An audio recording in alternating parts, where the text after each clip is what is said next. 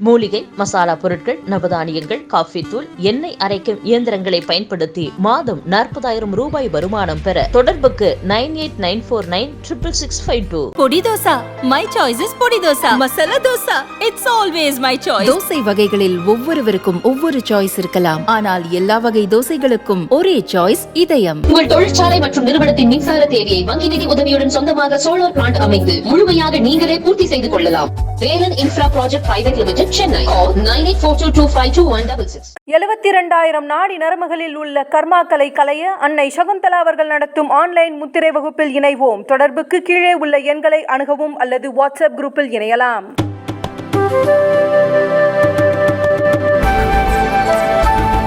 சாணக்கியா நேயர்களுக்கு வணக்கம், நமஸ்காரம், நமஸ்தே. எப்பொழுதும் போல சாணக்கியா நேயர்களை சந்திப்பதில் மிக்க மகிழ்ச்சி. ரங்கராஜ் பாண்டே அவர்களுக்கு நன்றி.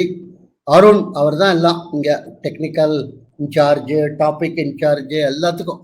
அவர் வந்து இந்த பாட்டில் வாஷர் டு ஹெட் குக்குன்னு சொல்லுவாங்க, அந்த மாதிரி எல்லா விஷயமும் பார்த்துக்கிறார். அவருக்கு என்னுடைய மனமார்ந்த நன்றிகள்.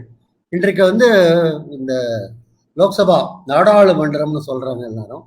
முன்னாடி பாராளுமன்றம்னு சொன்னாங்க. அப்போ வந்து அது பாறை வந்து ஆள்றது இல்லை, நாட்டை தான் ஆள்றதுன்னு சொல்லிட்டு இப்போ நாடாளுமன்றம்ங்கிறாங்க.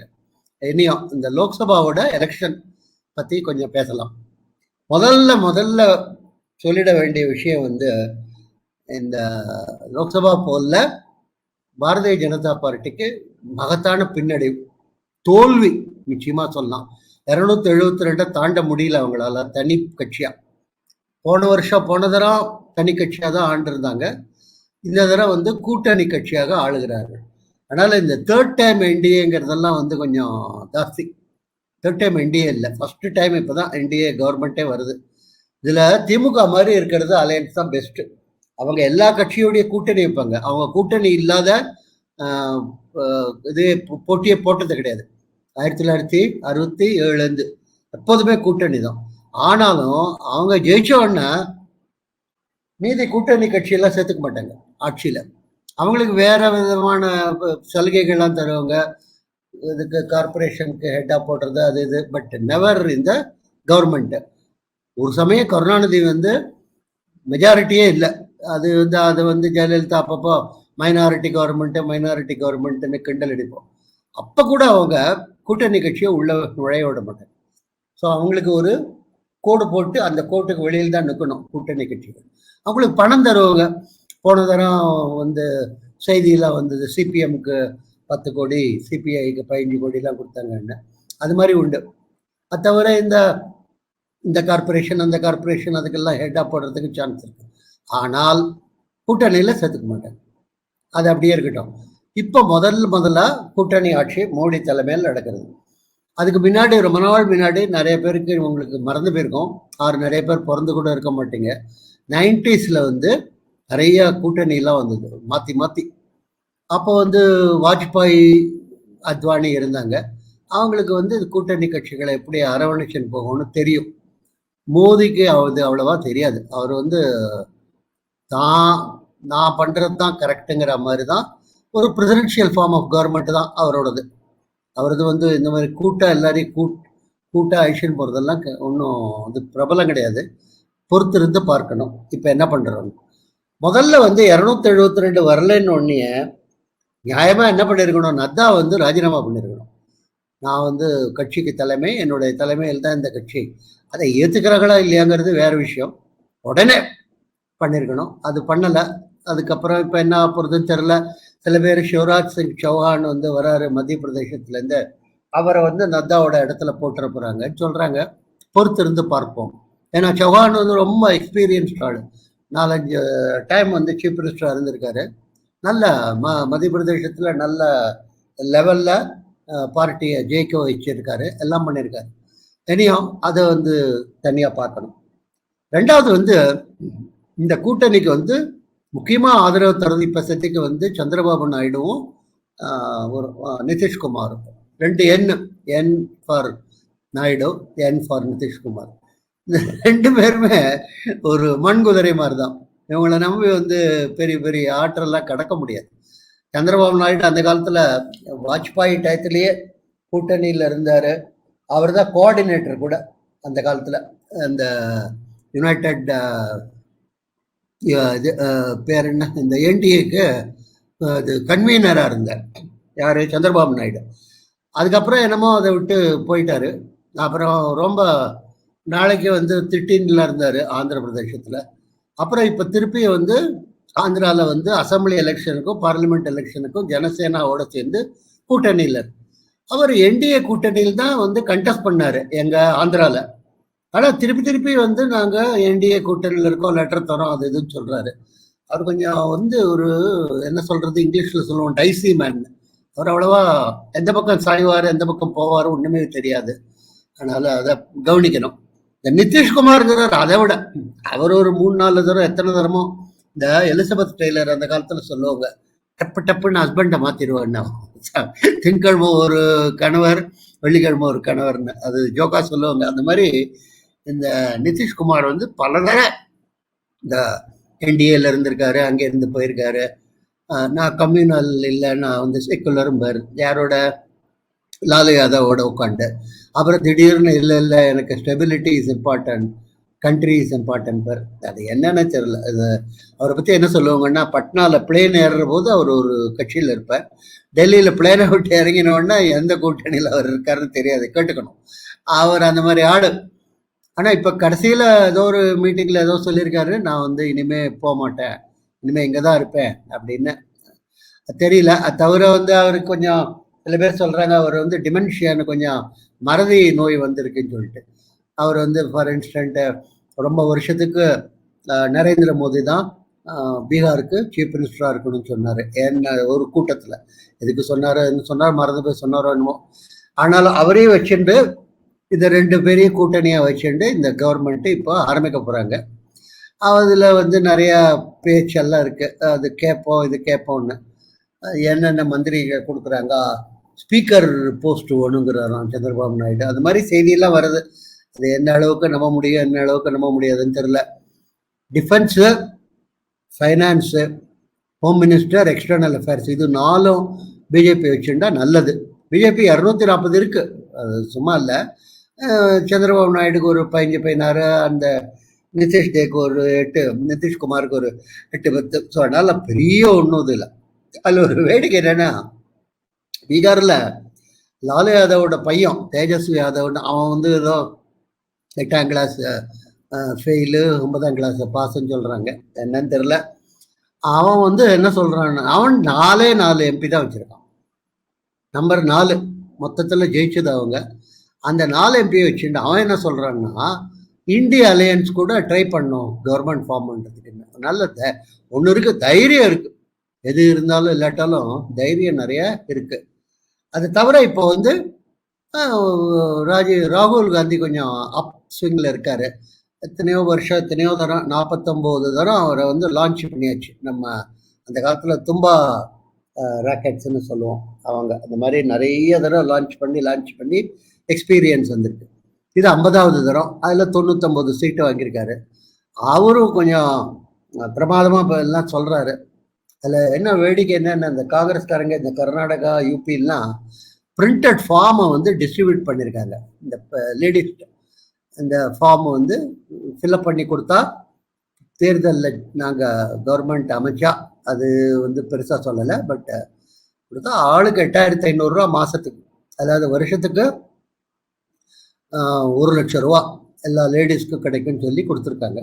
அதை வச்சுட்டு இப்போது அவங்க பார்ட்டி ஆஃபீஸ் வாசலில் பெரிய பெரிய க்யூலாம் நிற்கிறது லேடிஸ் எல்லாம். அதனால் ராகுல் காந்தி வந்து எல்லா இடத்துலையும் என்னமோ கான்ஸ்டிடியூஷன் தான் சேவ் பண்ணேன் அப்படின்னு சொல்லிட்டு அலையிறாரு. அவர் ரொம்ப ஆக்ரோஷமெல்லாம் செய்தியாளர்களை பேசியிருக்காரு, பப்ளிக் மீட்டிங்லாம் பேசியிருக்காரு. அப்புறம் இந்த இது இலவசம் தருது, இலவசத்தில் அவருக்கு இலவச மன்னன் ஆயிட்டார். அவர் மன்னாதி மன்னனா, இதை நான் தருவோம் அதை நான் தருவோம். ஒவ்வொரு குடும்பத்திற்கும் ஏழை பெண்களுக்கு 1 லட்சம் ரூபா வருஷத்துக்கு. இப்போ 10 கோடியே வச்சுக்கலாமே, ஒரு உத்தேசத்துக்கு சொல்லலாம். 20 கோடி கூட சொல்லலாம். 20 கோடினா 20 லட்சம் கோடி ரூபாய் ஓணும். நம்ம ஜிடிபிங்கிறது சொல்கிறோம் என்ன, தேசிய வருமானம், அதுவே ஒரு 250 லட்சம். அது என்ன 10% எடுத்து வைக்கணும். சென்ட்ரல் கவர்மெண்ட் பட்ஜெட்லாம் இதுக்கு தான் செலவாகும். என்னமோ கொடுக்குறோம், சொல்கிறோம், ஜெயிக்கிறோமோ ஜெயிக்கலையோன்னு சொல்லிட்டாங்க வாயில் எதையும். ஸோ அது ஒரு பெரிய காரணம். அவங்களுக்கு ஆதரவு நல்லா வந்தது. முஸ்லீம்கள் அவங்களுக்கு நிறைய ஆதரவு கொடுத்துருக்காங்கன்னு தெரிய வருது. எந்தெந்த இடத்துல அவங்க நின்று டாமினண்ட்டாக இருக்காங்களோ அங்கெல்லாம் இவங்க நல்லா ஓட்டு வாங்கியிருக்காங்க. ஸோ அதனால் இதெல்லாம் சேர்ந்து இது பெரிய பின்னடைவு தான் பாரதிய ஜனதா கட்சிக்கு. அதை ஒத்துக்கணும். அந்த பின்னடைவுலேருந்து எப்படி வெளியில் வருதுங்கிறத பற்றி யோசனை பண்ணணும். இப்போ என்னாச்சுன்னா திருப்பியும் இந்த குடும்ப அரசியல்னு சொல்கிறாங்களா, அவங்க கை ஓங்கிடுது. இது இப்போ முலாயம் சிங் யாதவோட பையன், வந்து மு கருணாநிதியோட பையன், அப்புறம் வந்து இது பேர் என்ன, வெஸ்ட் பெங்காலில் அவளோட மமதா பானர்ஜி அவளோட நெவ்யூ, அவன் தான் அங்கே ரூஸ்ட்டு. லாலு யாதவும் பையன். இந்த மாதிரி குடும்ப அரசியல்கள் பிரமாதமாக வளர்ந்து இது திரும்ப பேக் டு ஸ்கொயர் ஒன் வருது. குடும்ப அரசியல்லாம் கொஞ்சம் கம்மியாகும்னு நினச்சோம். காங்கிரஸும் பிஜேபியும் தான் ப்ரெடாமினென்ட்லி இருக்கும்னு நினச்சோம். இது காங்கிரஸும் காரணம் இந்த குடும்ப அரசியலை கொண்டுறதுக்கு. ஏன்னா அந்த குடும்ப அரசியல்வாதிகளுக்கு நிறையா சீட்டு, நிறையா டிக்கெட்லாம் காங்கிரஸ் கொடுத்து ஹெல்ப் பண்ணியிருக்கு. காங்கிரஸ் ரொம்ப கம்மியாக தான் கண்டெஸ்ட் பண்ணியிருக்கு இந்த தரம். 534 350 கூட பண்ணல, 320 தான் பண்ணியிருக்கு. ரொம்ப கம்மி தான். அதனால அதில் 99 வாங்கியிருக்கு. அதுவே அது ஒரு பெரிய சண்டைன்னு நல்ல பிரமாதமாக பண்ணிட்டோன்னு சொல்கிறாங்க. ஓரளவுக்கு உண்மைதான். பின்னாடி வந்து ஒரு 50 இருந்தது. இப்போ கிட்டத்தட்ட ரெட்டை ஆயிடுது, ரெட்டிப்பாயிடுது. அது அளவுக்கு வந்து அவங்க நல்லா பண்ணியிருக்காங்க. யூபியில் வந்து ரொம்ப முக்கியமான விஷயம் என்னன்னா, ஸ்மிருதி இரானி தோத்துட்டான். அவன் தோத்தது யார் கையிலன்னா, அந்த காலத்தில் வந்து இவங்க சோனியா காந்தி, அதுக்கப்புறம் ராகுல் காந்திக்கெல்லாம் அசிஸ்டண்ட்டாக இருந்தவன், மேனேஜர் மாதிரி வச்சுக்கலாமே. அவன் வந்து போல் ஏஜென்ட்டெல்லாம் இருந்திருக்கான். அவன் வந்து அவளை தோக்கடிச்சிட்டான். அது ஒரு விஷயம். அப்புறம் மெனிகா காந்தியும் தோத்து போயிட்டான். அது ஒன்று. மூணாவது வந்து மோதியோட மார்ஜின் கம்மியாயிடுது. முன்னாடி வந்து 5 லட்சம் மார்ஜினில் ஜெயிச்சார் 2019.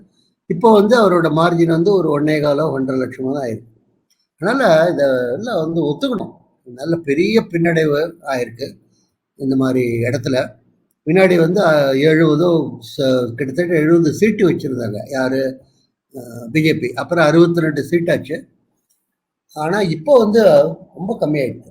40 கூட எட்டலை அப்படி தட்டுறது.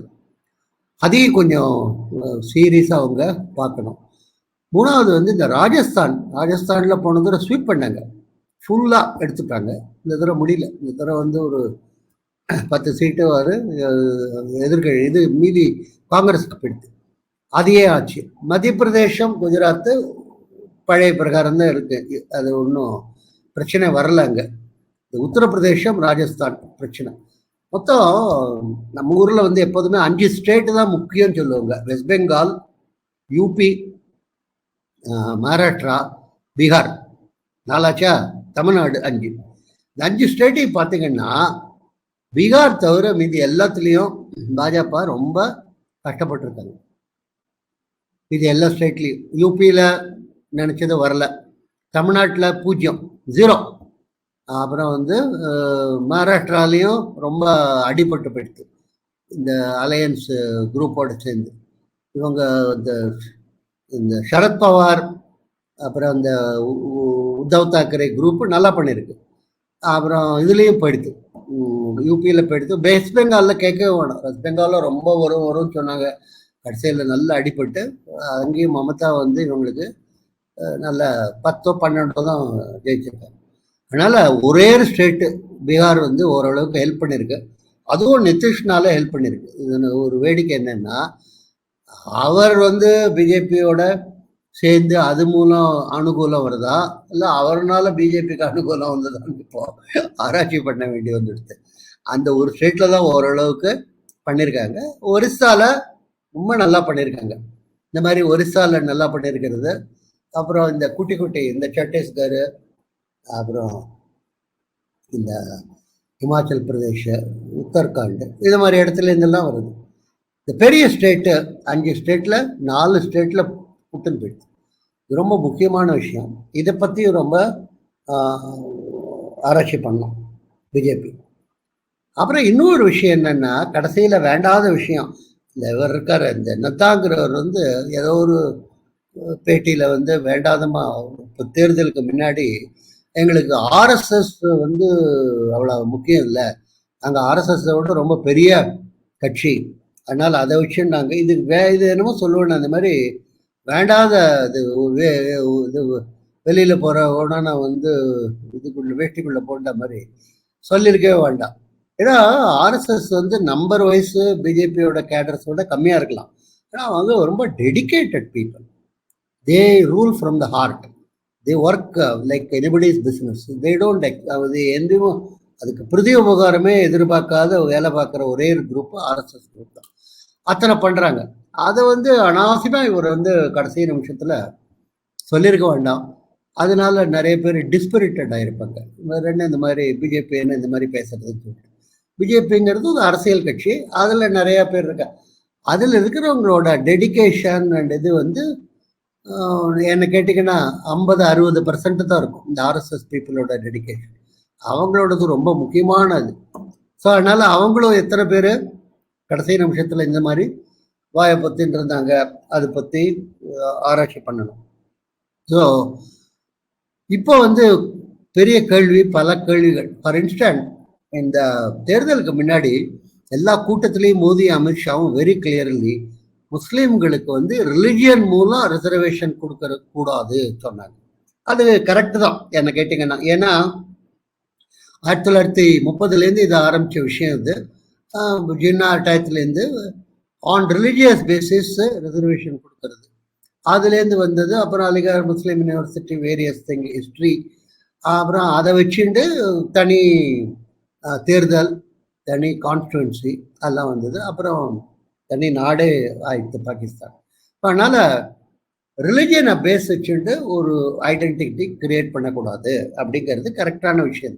மீதி எதுலேயே வந்து அவங்களுக்கு எல்லாம் சமமாக கொடுக்கணும். இந்த free housing, free ration, water, எல்லாத்துலேயும் no question of dividing them. But ரிசர்வேஷனில் வந்து அவங்கள கொடுக்கக்கூடாதுன்னு சொல்லுவாங்க. ஆனால் சந்திரபாபு நாயுடு வந்து இதுக்கு எக்ஸாக்ட்லி ஆப்போசிட்டாக அவர் டயத்தில் தான் கொடுத்தாரு, அதை கண்டினியூ பண்ணுவோன்னு சொல்லியிருக்காரு. நிதிஷ் தேயும் வந்து அது வேணும் கண்டினியூ பண்ணுவோன்னு சொல்லியிருக்காரு. இந்த மாதிரி சில இம்பார்ட்டன்ட் இஷ்யூஸில் வந்து அவங்க வந்து மோடி அமித்ஷாவோட இதெல்லாம் ஒத்துக்க மாட்டாங்க. அது எந்த அளவுக்கு வந்து பிரச்சனை கிளப்போம். காங்கிரஸும் வெயிட் பண்ணிட்டு இருக்கோம். அந்த காலத்தில் உங்களுக்கு தெரிஞ்சிருக்கும், அவர் மறந்து போயிருக்கும், நிறைய பேர் பிறந்துட மாட்டீங்க. இந்த எமர்ஜென்சிக்கு அப்புறம் இந்திரா காந்தி படுதோல்வி அடைஞ்சிட்டாங்க. நார்த்தில் practically Patna to Pathankot train எடுத்துன்னு போனீங்கன்னா ஒரு சீட்டு கிடையாது. ஆனால் சவுத்து சப்போர்ட் பண்ணிது. சவுத்துலேருந்து அவங்களுக்கு ஒரு 150 சீட்டு வந்தது. அப்புறம் இந்திரா காந்தி இங்கே வந்து சிக்மகளூரில் கண்டெஸ்ட் பண்ணி சந்திரகவுடாவோட சைட்டில் ஜெயிச்சு போனாங்க. அதோட ஒரு முக்கியமான விஷயம் என்னென்னா, இந்திரா காந்தியை தோக்கடிச்சது வந்து ராஜி நாராயணன், சோஷலிஸ்ட் லீடர், ராம் மனோகர் லோகியாவோட அனுமான் சிஷ்யன். அந்த ராஜி நாராயணன் தோக்கடிச்சதோடு அல்லாத கோர்ட்டுக்கு எடுத்துன்னு போய் இதெல்லாம் கேஸ் எல்லாம் நடத்தினா. அதனால தான் எமர்ஜென்சியை ப்ரொக்ளைம் ஆச்சு. கோர்ட்டு வந்து இந்திரா காந்தியை பதவி செல்லாதுன்னு சொல்லிடுது, அலகாபாத் ஹைகோர்ட்டு சின்னாங்கிற. அதனால தான் வந்தது. அதுக்கப்புறம் தேர்தலில் வந்து தோத்து போயிட்டாவும்.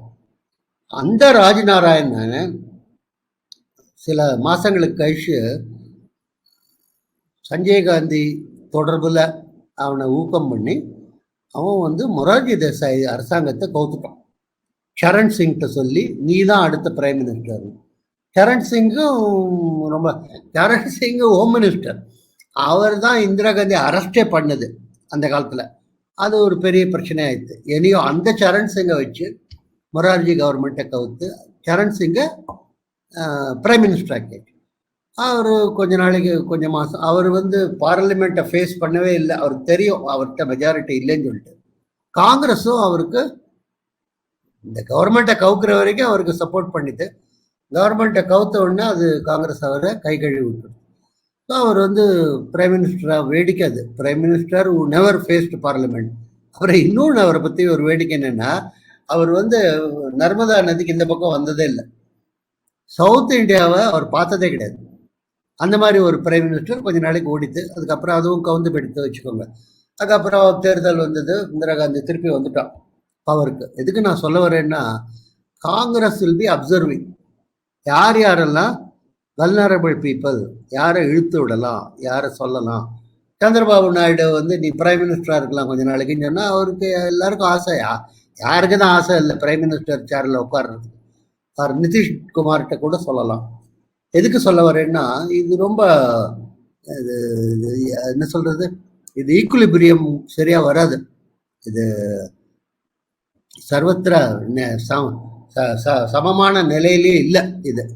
ஸோ அதனால் ஆடும். அண்ட் மோடி வந்து ரொம்ப என்ன சொல்கிறது, இந்த மாதிரி விட்டு கொடுத்து போகிற இது இல்லை.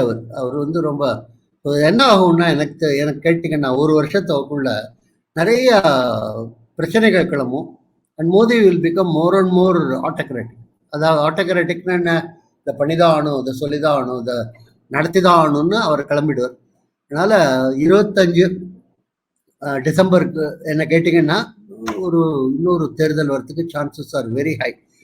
ஆர் இந்த கூட்டணி இருக்க இண்டி கூட்டணி, அவங்க ஒரு கவர்மெண்ட் கொஞ்ச நாளைக்கு நடத்தலாம், அது கூட சான்ஸ் இருக்கு. அதுக்கப்புறம் என்ன ஆகும், 26க்குள்ள தேர்தல் வந்துடும்.